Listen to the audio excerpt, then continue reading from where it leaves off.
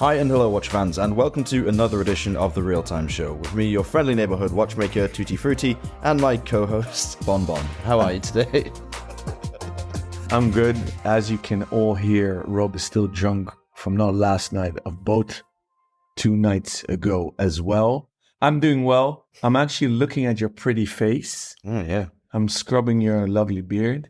We're actually physically in Dresden, sitting opposite each other, which we've never done, recording a podcast on whatever platform, because all the ones that we've recently done with our guests, we were sitting next to each other.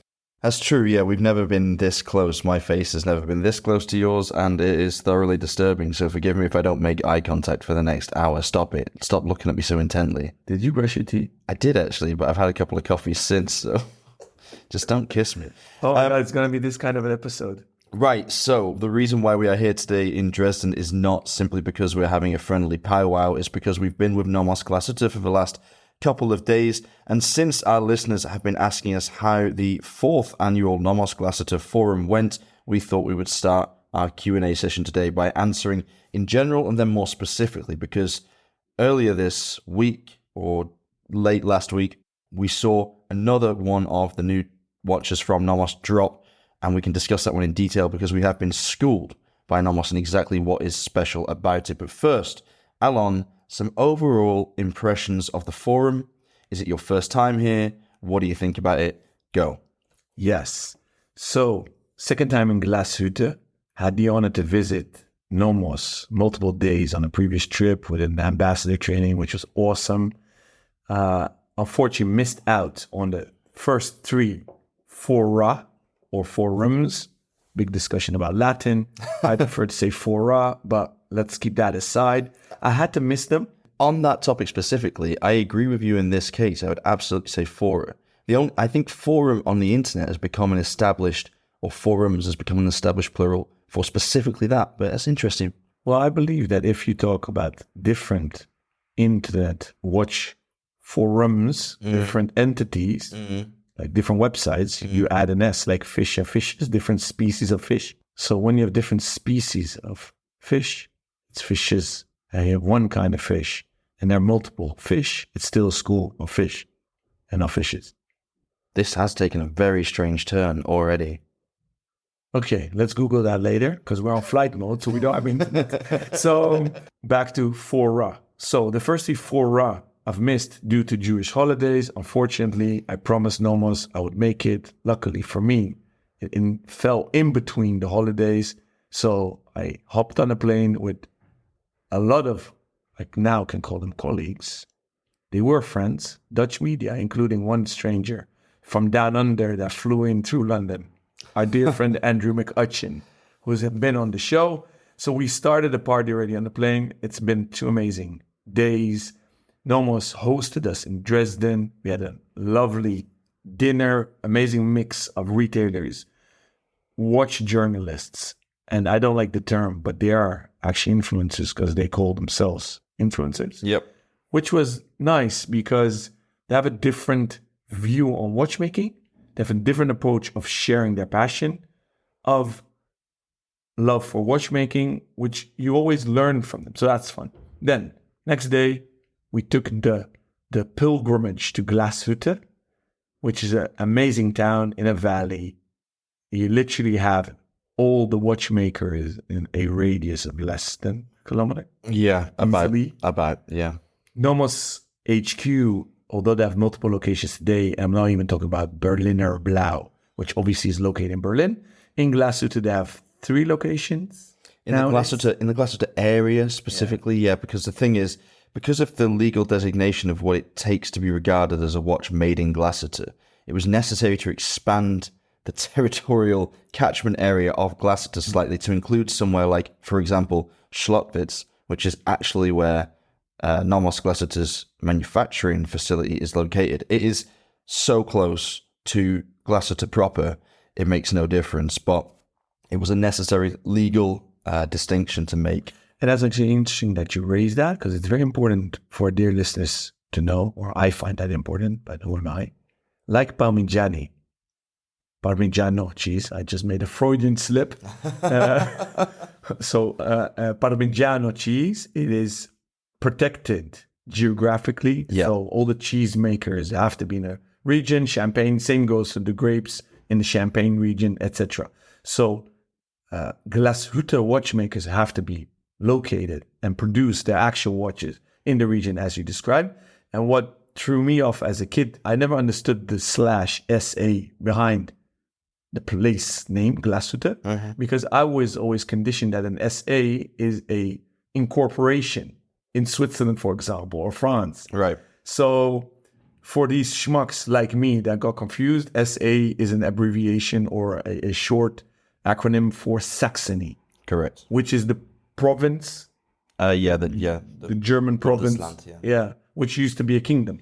It did, it did once And upon a time. when you walk in Dresden, which I highly recommend to visit because it's stunning, and they have their own little sand here, so very romantic when you and I took a stroll to have a beer by the river. Yeah, that's the Elbe, by the way. It's quite famous in its own right. Yeah, but it's beautiful actually, and beautiful town, and they have a amazing fresco with like 20, 30 kings That is stunning. on it, which spans over a millennium almost. Yeah, it's an incredible piece of work, and it's a testament to the region's mastery of the porcelain craft, because really Saxony, despite being squirreled away in the east and often forgotten corner of Germany, it has some incredible talents, as a single county, effectively, with watchmaking as its history. Prior to that, in Glashütte, there was a lot of silver mining and silver craft, and in the Erzgebirge Mountains further down the river towards Czech Republic, or Czechia as it's now called, there was also Holzkunst, so wood art, effectively, which still persists to this day. There's a small village nearby called Herrnhut, where they make a Herrnhuter Stern, which are these like typically German Christmas stars that hang in the Strutzelmarkt, which is the oldest Christmas market in the world, held in Dresden. So there is a lot going on here. And in the other direction, there's a place called Meissen where they make porcelain. Now, you as a sneakerhead, I'm not sure you knew this, because we talked about the way Meissen has collaborated with several different brands over the years. And I mentioned just glibly, and of course, the collaboration with Adidas. Have you seen the collaboration with Adidas? So we were talking about it last night because there's an amazing Meissen store literally on the corner of the big square. And this is the porcelain company, right? This is like the best porcelain in the area. And they make the kind of things that you would buy for either an elderly relative or someone you don't like very much. But the craftsmanship is extremely, extremely well respected. So yeah, and it came on my radar as a kid because I knew Montblanc made a collab with them. And they had porcelain fountain pens made with them. I did not know about the shoes, which I'm going to Google today before I take off on my plane ride back to Amsterdam. On that topic of traveling, the first time I came here, it never dawned on me that it's almost a stone throw to Prague. yeah, an hour and a half in a car. Which is a top European attraction. So a lot of overseas visitors to Europe would definitely put Prague on their bucket list. Yeah. But obviously, Dresden and Glashütte not, but you can do an easy half-day trip, technically, from Prague. Well, my advice would be fly to Prague if you're interested in seeing Prague and spend a few days there. I don't like just hopping around when I don't have to, because Prague's such a fascinating city, my favorite city in the world, actually. Right. And Dresden's international airport is abysmal. It flies to, and this will give you an insight into the mindset of the locals. It flies to Dusseldorf a couple of times a day, Munich a couple of times a day, Frankfurt also, and then Zurich every couple of days. Amsterdam maybe 2 or 3 times a week, London Stansted throughout the summer but rarely in winter, and Palma de Mallorca 3 times a day. So it's very limited. We love Mallorca, we hate everywhere else. But if you want to visit Dresden and you come from somewhere else, fly to Prague, because it's an amazing airport, flies all over the place, super easy connections, really clean, easy airport to use, great taxi services outside. You can get a taxi from the airport to Florence bus station in the center of Prague for around 20 euros. And then for about the same again, you can get a 1 hour and 50-minute bus from Prague all the way to Dresden. And then you're in the heartland. And from Dresden, you can get to Glashütte on the train very easily. There's a 2-train journey to Heidenau, and then from Heidenau onto Glashütte. Talk minute to us. It's about 45 minutes in total from Hauptbahnhof to Glashütte. Door to door. door to door. Well, yeah, it depends on how close your door is to the Hauptbahnhof. But So that's amazing. once you get to the train station in Glashütte, though, you are literally already there because the NOMOS headquarters is the train station of Glashütte. Now, no longer used as a train station building as it was in the olden days when there was more need for luggage and, bigger equipment to be kept on site.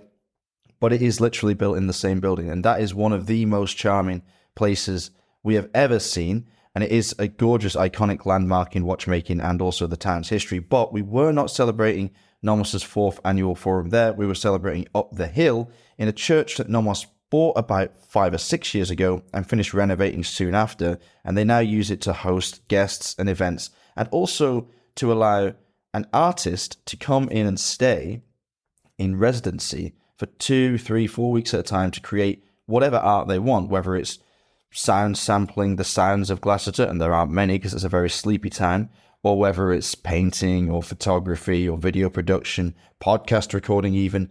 NOMOS have offered us the chance to record podcasts and videos in that space, and when they have gaps in their artist in residence calendar, you can also apply to the brand if you have an idea that you would like to experiment with in that town. And that's a really cool thing that NOMOS does, to not just expand the culture of Glashütte, but also to tie in watchmaking to other forms of media. So That's amazing. And we actually re-recorded an episode there with Gary Steingart. So we've experienced hands-on how it is to be there. Amazing building. It is actually called the NOMOS Forum. So the name wasn't made up for a placeholder since Basel World doesn't exist anymore. I just want to do a quick intermezzo, Rob. Back to Prague. yeah, A plug to our dear friends Banu and Ondrej. For everyone that's into micro brands, our dear friends Banu and Ondrej are organizing Micro Praha, genau. which I believe is 1st and 2nd of December, or it's basically the first weekend in December when the Christmas market starts in Prague. They're organizing an amazing fair, over 30 brands, if I remember correctly. Check out MICRO, and then I think it's PRAHA.com. But if I'm wrong, just Google it. I'm doing this at the top of my head. So let's go back to the forum. So, NOMOS is awesome. I'm not objective. I love the brand. And I actually said it to many colleagues yesterday. They asked me, what is your favorite? What do you love in the collection? What don't you? And then it dawned on me that maybe NOMOS is the first brand where I literally do not dislike any watch they made. I even like the pink gold Lux Spiegel Eye. Yeah, of course. It's gorgeous. The looks is amazing. Yeah, but it's for cuckoos, Oh, okay. which you and I are. But even and some people don't like square watches, so they don't like the Tetra, which I utterly love. I had to kick in that word. Yeah, it's been a while. You've been like 50 episodes about it now, so you can bring it back utterly. I need to chill out on fascinating and stunning still. I'm losing my mind with those two words. Hey, it happens, You get into a groove. Hyperbolic definitions. So for me to criticize NOMOS is very difficult. So let's go to the first novelty. They started with a beautiful picture of a forest on a lake that's turning summer into autumn, Indian summer. So we had high expectations. They dropped the bomb. It launched not only a new size for the club sport, 39.5 millimeters, sweet spot in between the 37 and 42. Yeah. Are we sure that it's 39? And a half, yeah. We're sure it's 39. Yes, I'm sure. Yeah. Because as always, NOMOS rounds its diameter measurements down in print, and it is styled as the Club Sport Neomatic 39, and it comes in 3 colors inspired by the warm tones of late summer, early fall, and they are called Tabak, Ember, and Smoke. And for the layman, Tabak is brown, Ember is kind of a rose gold, I would say, and then Smoke, they call it grey gold, but it's basically just like it's a nice charcoal. It's a warm charcoal, I would say.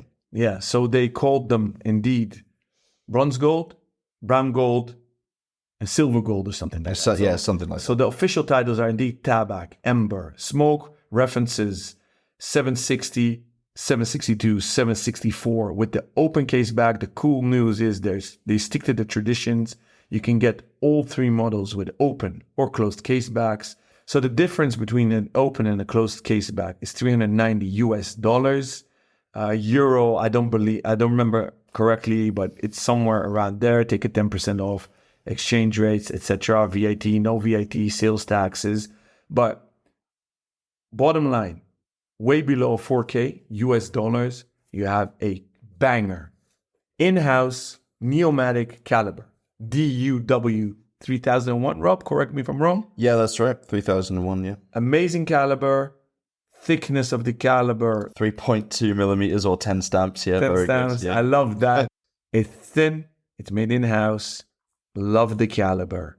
It comes on steel bracelet. That's good. Steel bracelet for under $4,000 with an open case back. Yeah. Just one thing on the measurements before you give your opinion on it. What's interesting is we know NOMOS for making very slim calibers and therefore very slim watches. Yes. We have a thickness here of 8.5 millimeters, but crucially, that's the glass back.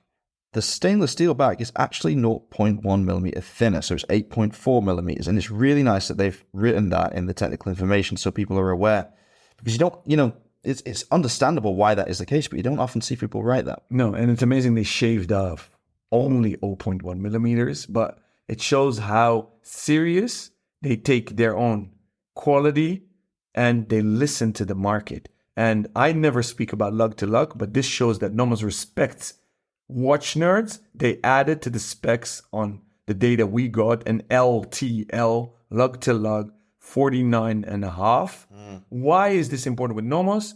There are heated debates around NOMOS, especially the clubs and the Orions, why they have such long lugs. Call them bullhorns. Some like them, some don't. I love them because they give them a very specific characteristic to the watch. It is NOMOS, and it's a beautiful watch to experiment if you want to downsize on case size in your collection. Because NOMOS actually took me down from 42 to 40. I even rock a Club 36 millimeters. But because of the lugs, I'm actually wearing the Ace collab we did, and it suits me. And this is a shout out to my colleague Dale, because he was a very early innovator. Over a decade ago, he said we're going back to smaller. He started rocking 39, 36. He's going down to 35, 34 even. Yeah. And he's a big guy as well. Yeah, he's a big guy. Yeah, he's buffed and tall, but he's the Dutch Andrew McCutcheon. Yeah, now Dalla would be a media darling if he put himself in the limelight a little bit more. Yeah. So enough with the banter. But so if you want to experiment with smaller case sizes, consider the Club. And if you want a more dressy watch, consider the Orion in the NOMOS class. Very, very good advice. You're talking about when people want to reduce the diameters. Now, why would somebody want to reduce diameters actively? It's sometimes because, as we're starting to appreciate more and more recently as we revert to this trend of smaller sized watches, that certain designs look better, just almost categorically better. I mean, if you have bad taste, then your subjectivity can lean you in a different direction, but there is almost a mathematical truth to the fact that certain watches look right at certain sizes. For example, I would always argue that the Rolex Datejust looks best as a watch at 36. Totally agree. Now, that might not be the one that sits on your wrist the best, but the thing about a Rolex 36 is not only does it proportionally hang together well and express itself at that diameter better, or more effectively, should I say, than I think it does at any other diameter, not smaller, not bigger. The bracelet adds a great deal of real estate or wrist presence, shall we say, and that is what you get with the Club 36, which I believe is the truest execution of the Club model, the best proportioned, largely because of the way that it uses the alpha caliber, which obviously has a sub-seconds register, which is always in the same place, whether you've got it inside a 36 or a 37 or a 38 or a 39 millimeter case. And so the space between, or the relative distance between the center and the subdial and the edge of the case changes as you go up the diameters. And in the 36, it feels very natural. It doesn't feel stretched. It doesn't feel lost. It doesn't feel disconnected from the rest of the design. 36 would scare a lot of people.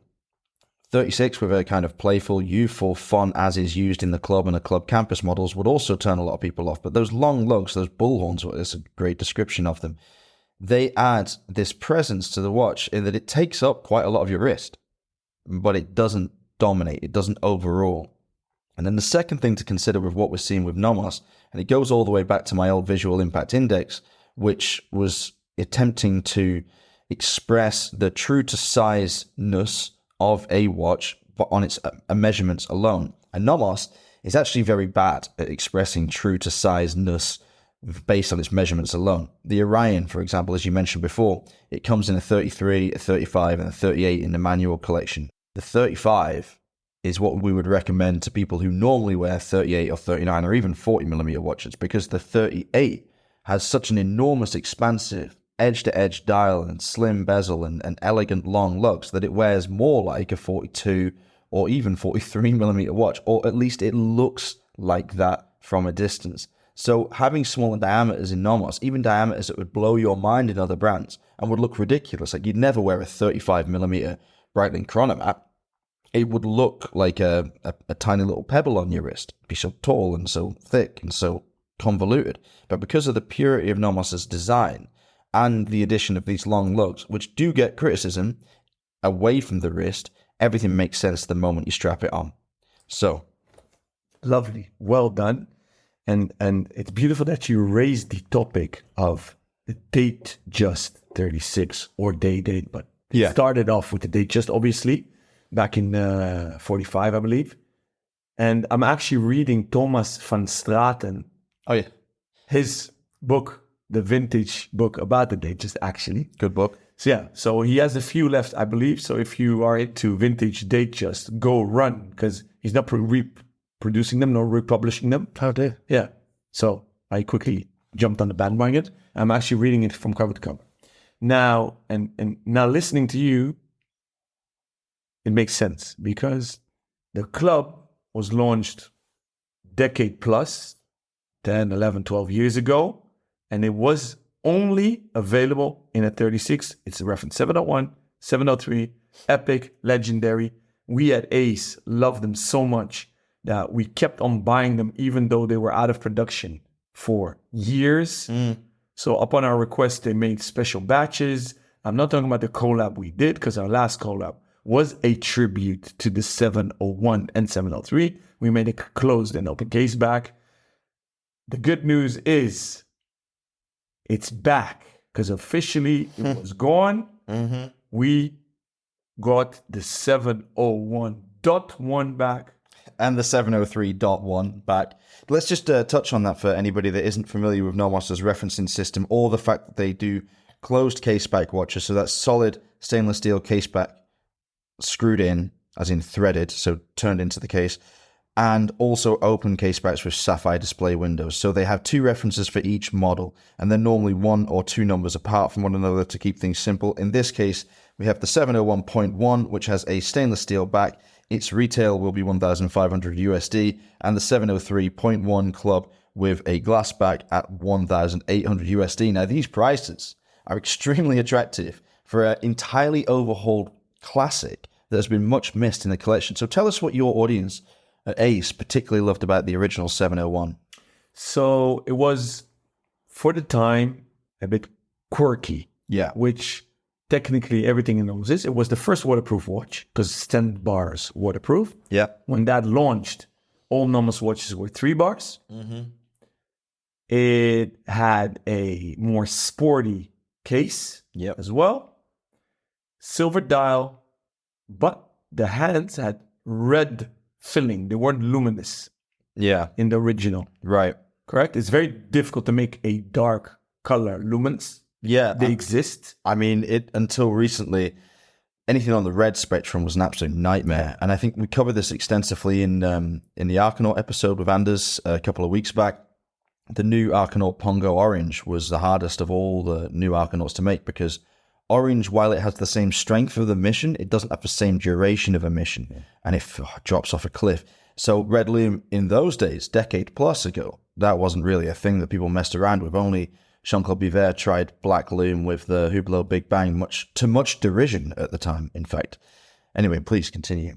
So it was only an aesthetic effect, but suddenly you had like a silver dial. Numbers were printed, but not luminous. They weren't really in a relief, so they weren't padded, let's say. Well, they were pad printed, but they were very flat. You're right, actually. And they were sort of, the dial, we're calling it silvered, but in the original 701, it was actually more of a papyrus, wasn't it? It was slightly darker and creamier than the other dials in the collection. Correct. So the Orions and the Tetras and the Ludwigs and the Tangentas are all quite pure silver. Yeah.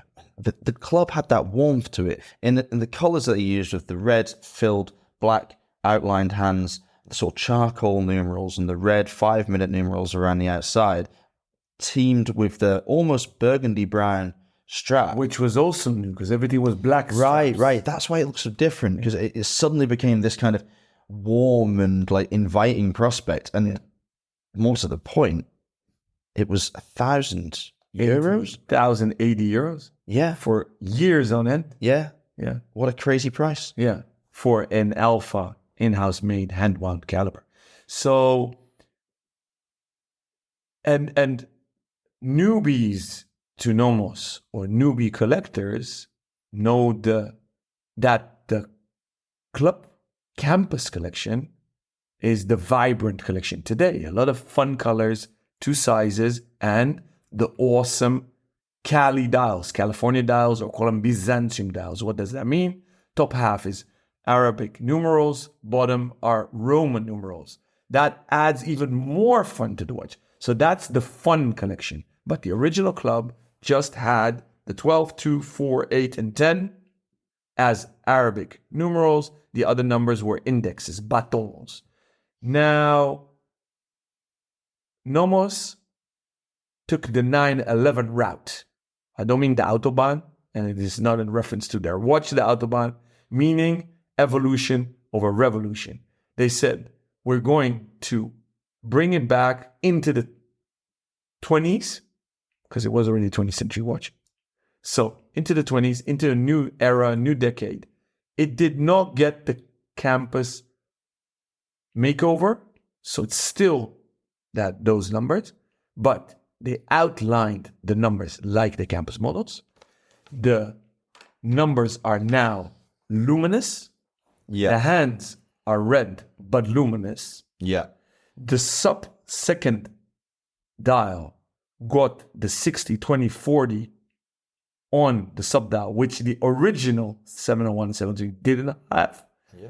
They pushed the minute track out so you create more space. The numbers are a bit bigger. The batons, so the index, are a bit shorter. Creates a lot of depth on the dial, but the case is exactly the same. Diameter, thickness, bezel, everything is the same. Yeah, but bizarrely, it does look bigger when you put the two side by side because of this dial trickery. So as you say, the numbers as in the focal points of the dial are slightly larger, but the small red 5-minute numbers are smaller.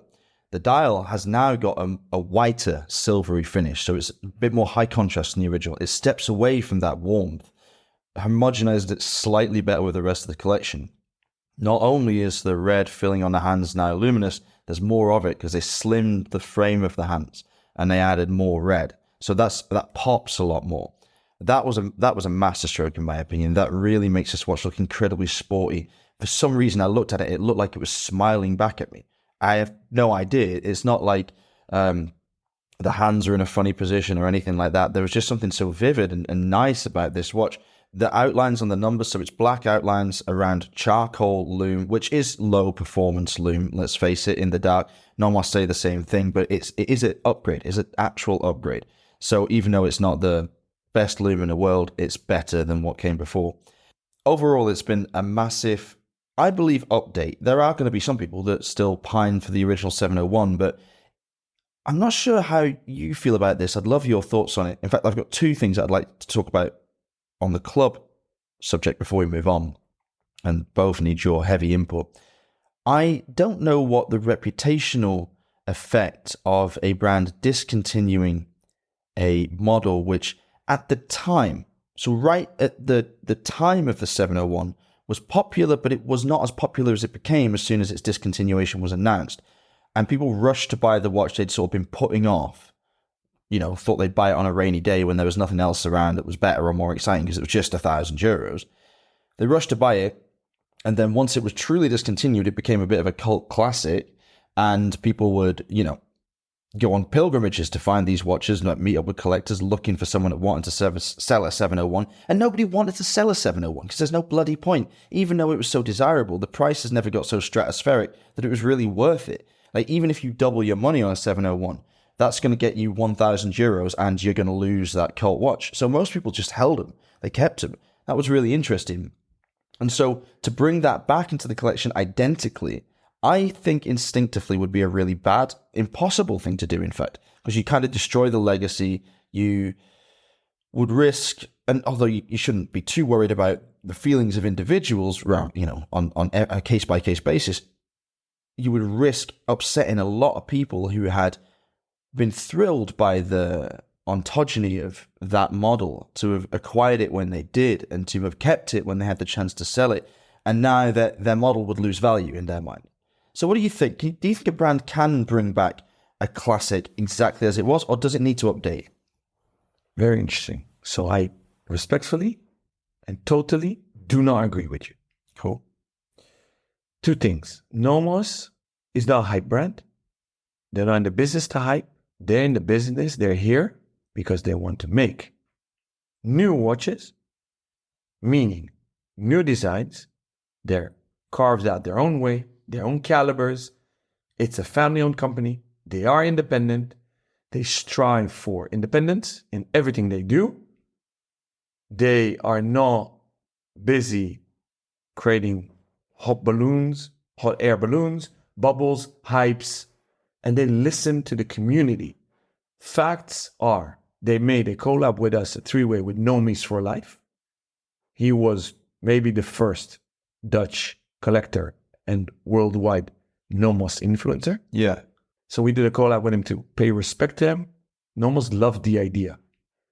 Now, today, we have our dear friend and listener Moritz, who has NOMOS watch archives, I believe. He's building an archive. Mm-hmm. And we met Chris of the NOMOS Watch Club. Yeah. Lovely chap. Yeah. He got granted a collab that shows how much NOMOS respects and values their community and their ambassadors. Then they never actually hardcore stopped the 701 and 703.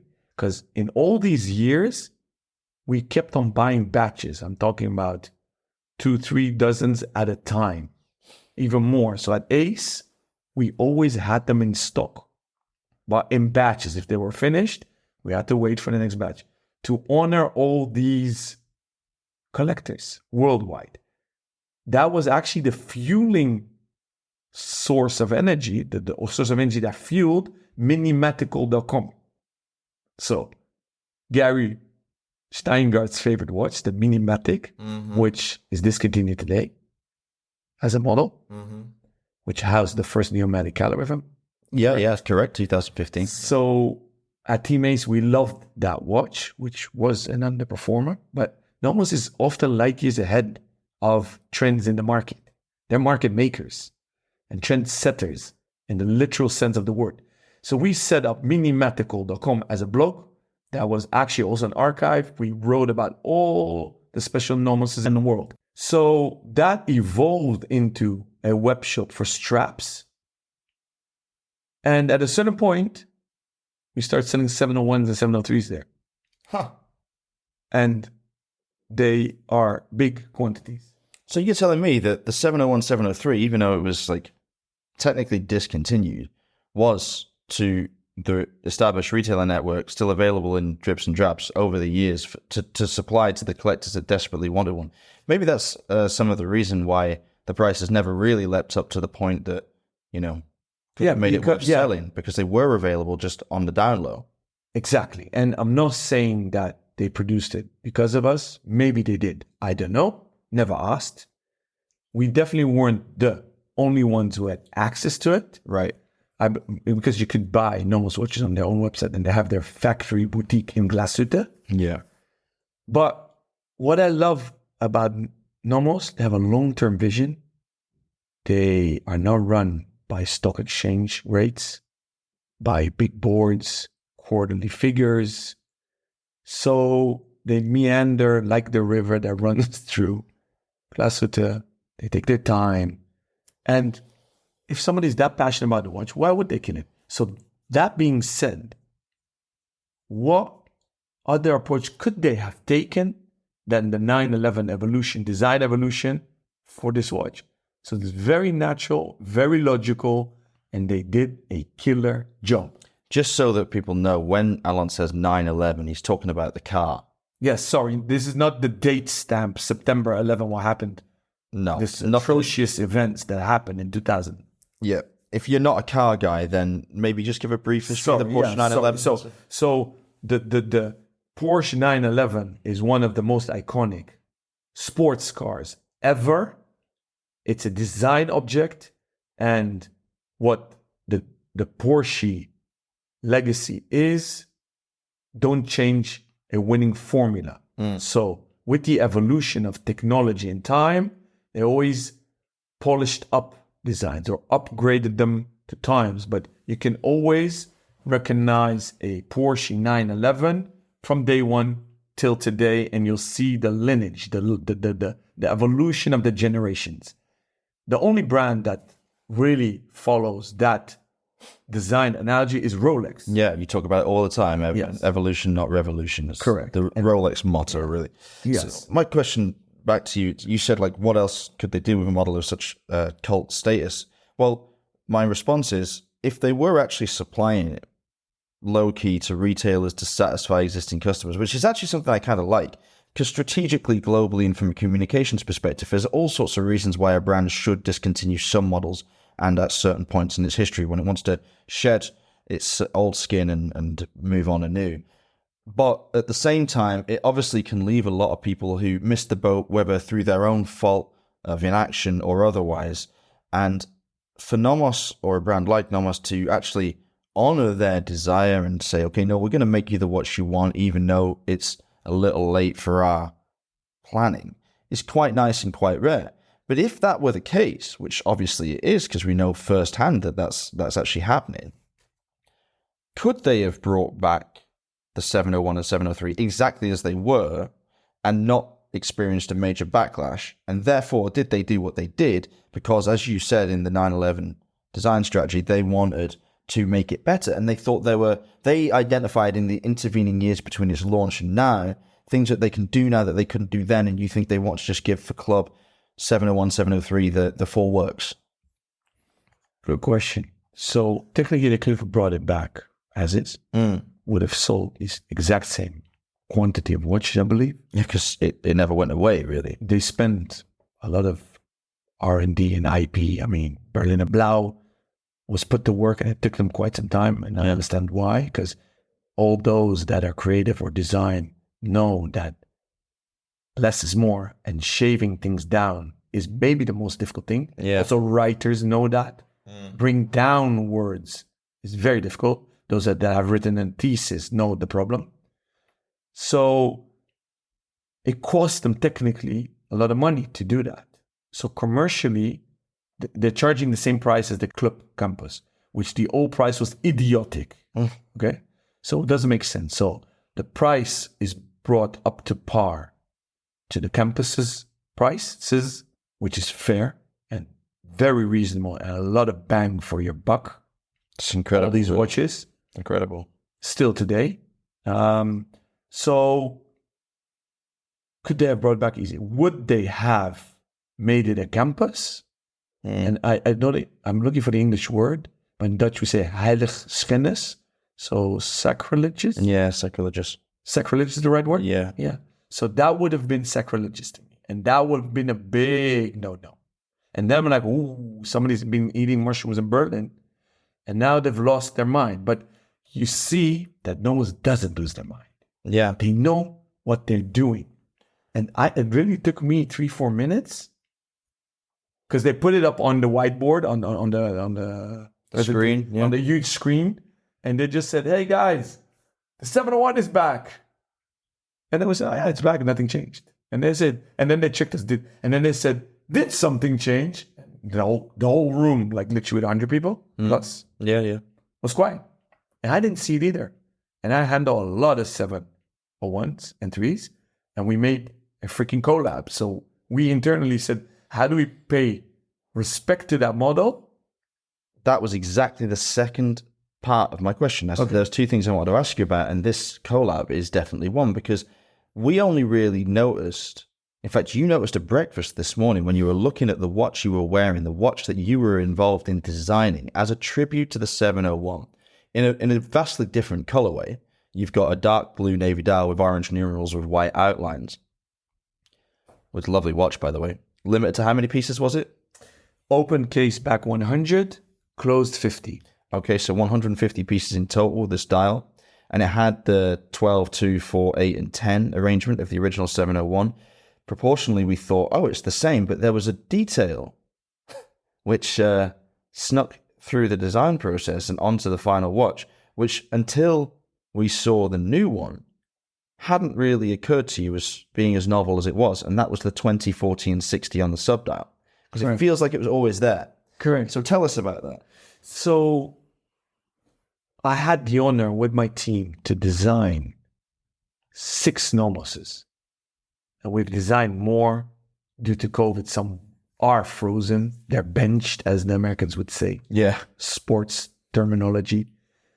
But we've designed over 2-3 dozen. Rob and I designed over a dozen with your time at NOMOS. And even when you left NOMOS, I still hit you up to pick your brain on collabs, which I've been doing over almost a decade now. Almost. We're creeping up to a decade. So I never realized that NOMOS added the 60, 20, and 40 seconds on the subdial into our final design because it's in the campus models and not the original. And I only realized the difference yesterday when she presented it. And this morning I strapped on my 701 because I got inspired. I brought all my personal NOMOSes to Glashütte. So every day I strap on a different one. Sometimes two. Sometimes two. Yeah, when I'm with fellow watch nerds, I do too. But I never do it with civilians because then they think you're cuckoo. Yeah. Or you just have low self-confidence and you want to flex, which that's not my spiel. Nobody flexes with a NOMOS club. Come on. It's a special kind of environment when you're flexing with a club.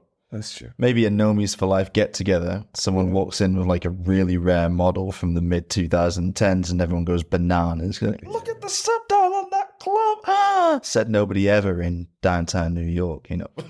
Yeah. You know, there's a Tangente Platinum. I heard it's like a unicorn. There's a Tangomat, I think. There's a Tangente Sport used to exist. Yes, Tangente Sport is very nice. Very nice. There's a platinum one. It predated the Tango Mat, I believe. And since we're talking about the Tango Mat and Tangente Sport, tell us something about the Tango Mat that's new for everybody. So, at ACE, we had an unofficial service watch policy for those watch nerds that really love watches. We have a little box of watches, including many NOMOSes. So we would give our dear customers a loaner when they hand in their watch for service. But this shows how cool NOMOS is. They installed a service watch program at the forum, but they wouldn't be NOMOS if they never oblige retailers. They don't oblige. They just offer. It's your decision if you want to jump on the bandwagon or not. Obviously, Ace Jewelers bought into the service watch program. They're making available a Tangomat 603.S1, 38.3 millimeters, automatic watch, not a DUW caliber, but still only 8.3 millimeters thick. The Tangente and the Tangomat have short lugs, so the LTL is only 48 millimeters.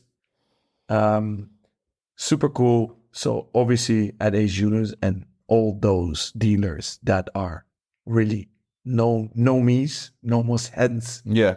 nomophiles. Nomophiles. That's a new one. That's quite good. No, sounds a bit bad. Sounds a bit creepy, but Yeah, let's ask our community, what should the comparison of Panaristi for Panerai lovers be for NOMOS? come on, I think we know it. It's Nomis. Let's support Nomis. Nomis? It's Okay, done. yeah, He did it. He did it first. Let's Scratch that. We're all Nomis. We're all joining the Nomis, Nomis tribe. Homies that love NOMOS. So that shows again how much NOMOS cares about collectors. They care about service. They actually spend a lot of time at the forum talking about service. Yep. And was very cool. They brought a psychotherapist, a psychologist. She officially is a sexologist, but she didn't talk about sex. Not about penetration. No. No, she talked a lot about desire. A lot And about that's something that watch collectors know about a lot. Yeah. Talked about the intimacy of relationships and the importance of cultivating them and how Nomos cultivates those with its retailers and how the retailers then cultivate those relationships with Nomos customers. And it was a very fascinating talk. It really was. Quite remarkable. Yeah, and as a retailer, I was very humbled and touched because it was a love letter to retailers. They said retailers can never be replaced, definitely not by the big groups and not by us. So Before we move on, we should say the woman who was giving the speech, she was a former Nomos employee. She worked for Nomos for around 7 or 8 years. She was basically Roland Schwertner's right-hand woman. Her name is Amelie Böhm, and she is based in Basel, and her Instagram handle is Einfach drüber reden. So that's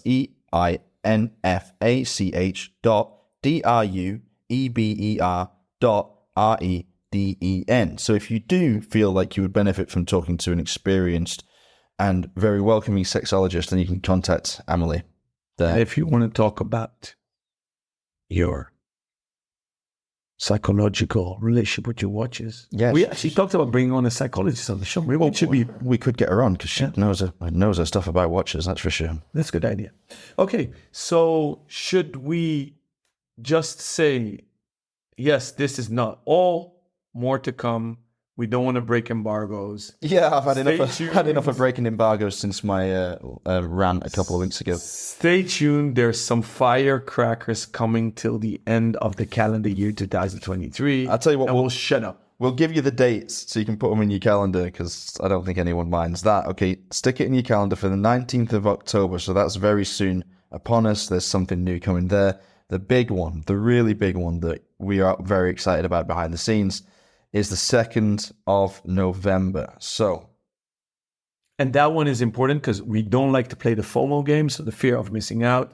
We are walking away from that. All the partnerships that Rob and I are discussing now with brands, we emphasize we do not think that this FOMO game is respectful to the watch collecting community. correct, yeah. And this one has to be a FOMO game watch because it's linked to anniversaries.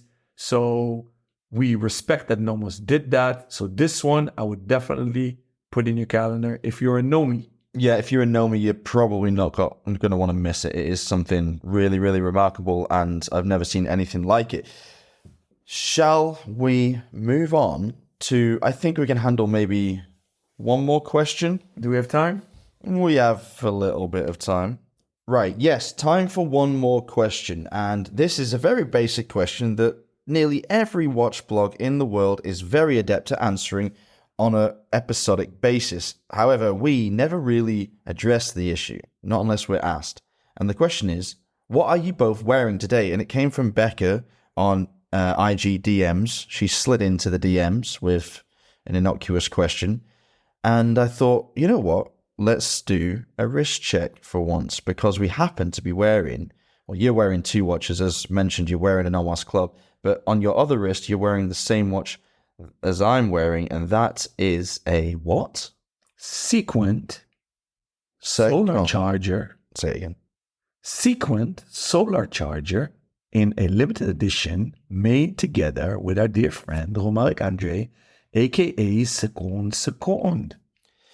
Yes, now Alon is wearing the teal version, which I think is probably the most ubiquitously shared on social media because it's a really striking, very contemporary color on a color-matched strap as well. He loves ton sur ton, as he always says.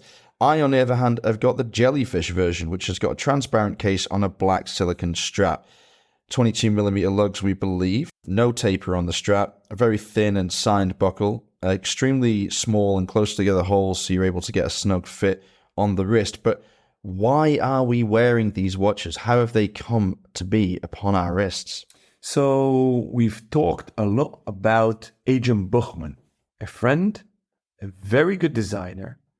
He is so multi-talented. He's actually also co-founder and CEO of Sequent. Sequent is a relatively young company, but not a one-day fly. They actually exist 3-4 years already. Yep. They make smartwatches with a Swiss angle. They're not Swiss made yet, Swiss designed.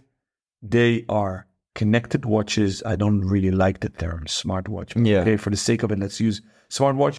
So it's a electronic watch, analog. There are no digital features on the dial, which is the beauty of this smartwatch. So you have 12 indexes for the hours, 2 hands for the hour and minutes, and then you have a huge subdial, which looks retrograde and is retrograde. Because on a normal version, you'll have a hand there that has multiple functions, which are counting your steps. It shows you how much energy the battery has left. You can check your heart rate. Yep, you can check your oxygen level in your blood as well. All of this information can be gleaned from pressing the buttons. It has chronograph style pushes at 2 and 4. The 4 o'clock one pressed once will give you a heart rate reading, which is displayed on the right-hand side of the scale of the subdial. Press it twice, you get your oxygen blood percentage, also on the same scale. The sport mode, which will track your activity, and route run, as long as you have your phone with you during the activity, is activated by pressing the button at 2. You can sync the watch by clicking the crown to the app, which is free and easy to use and clearly displays all that information within it. But I think the thing that we like most about Sequent is not the fact it's connected and it can do all these funky things. It's the fact that it does it with a bit of soul, which is what is often lacking from these smart or connected watches. It has like a real style. It wears beautifully on the wrist. I was taken by the teal version when I first saw them, but having chosen instead to take the jellyfish almost on a whim, I couldn't be happier because the transparent case not only falls away from the eye a little bit, making it seem smaller than it actually is, but because a lot of the functions when activated engage flashing lights on the inside of the watch, like the heart rate monitor, which is my favorite function, flashes to the green light against the wrist. It lights up the whole case, especially if you're in the dark and you're doing it. I was in bed last night and I was wearing it because there's a sleep tracker on it as well. And I pressed the button and my girlfriend leapt out of bed thinking that a UFO had crashed through the window because it was green and then it went red and the yellow, there was a yellow in there somewhere, and the dial. Do not leave it in your bedroom overnight, by the way, because there's some kind of intermittent purple flashing dot on mine that I can't get to go off. It is super cool, but it is extremely active as a watch. So it looks wonderful. I'm going to push for the jellyfish version, which I think is the best. But the cool thing about it is the way not just the case has been made, but also how the elements have been so thoughtfully crafted. The loom is really good on this watch. It surprised me. I was stumbling around last night looking for the toilet in the dark, trying not to disturb my girlfriend any further, having already scared the life out of her with the UFO crash. And I looked down at my wrist, and possibly because I just turned the heart rate monitor on and it had charged to the loom, it was blazing. I could read it like at a meter's distance with no problem whatsoever. And then, of course, for this particular model, what we have to talk about is Romare Condre's beautiful input on this piece. He has a melted ice cream that says below it in graffiti-esque font, "fucking sun!" exclamation mark, a reference to the fact this is a solar charged watch. And then at the very bottom of the dial, just beneath the microscopic almost charging symbol in the circular polo-esque 6 o'clock marker, there's a little puddle of melted ice cream in light blue with Secon's trademark S on it. One thing I'm not so much of a fan of initially, and I might change my mind after I wear this for significant sporting activities, is the band is extremely sweat-inducing despite being excellently fitted to the wrist, but that might just be me wearing it against a hairy wrist to begin with. So I'm going to try it on some different straps. I think this would work extremely well on a two-piece fabric. Of course, you can't use a NATO because you need the readouts on the back to be touching your skin. But I think, yeah, two-piece fabric would be really classy. So our frequent listeners knows we're definitely not watch snobs, and we definitely like quartz watches. We love G-Shocks. We always had quartz watches, swatches, whatever. And there is a big reason to wear quartz, especially if you do hardcore sports. Now, in full disclosure, we got these watches, and David, our team member, as well. And we got an additional piece gifted, which we are going to raffle off in the TRTS community. We are going to keep our journalistic objectivity because Adrian is a friend. He gifted to us and he gave us full freedom to say whatever we like, which we'll definitely do in an upcoming episode where David, Rob, and I will discuss these watches after wearing them for at least a week, testing them thoroughly. We will criticize it objectively. Well, in the end, subjectively. You'll have 3 different opinions of the same watch. The only difference is colors. The 4th one will be gifted to our members in the TRTS community, and we'll make it a little game. I would say they need to guess the total amount of steps between the 3 of us. That's interesting. Okay. Because, you know, yeah, that's fun. it is interesting. Because I was arrogantly, before I blew my knee out a couple of weeks ago, I was thinking I would win this contest easily because I just go for a mega long run. And I wasn't going to tell you guys. Like, I was going to say, okay, let's just see how long we travel on Wednesday. And then I was just going to start running and like just keep going because I live near the Elbe and I have a Deutschland ticket on the train. And when I'm in good shape, I just run for 20, 30 kilometers along the Elbe, basically right next to a train track.